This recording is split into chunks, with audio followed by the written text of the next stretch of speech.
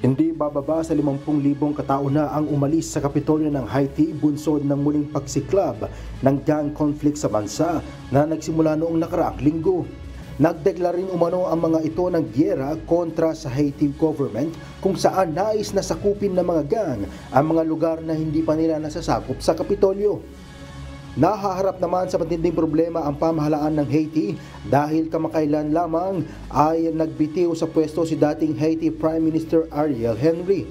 At sa kasalukuyan ay wala pang pumapalit na opisyal para sa dating posisyon nito.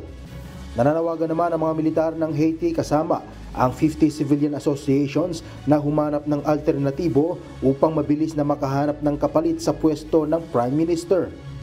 Sa kasalukuyan ay hindi makadaan ang mga key goods at humanitarian aid sa Kapitolyo ng Haiti.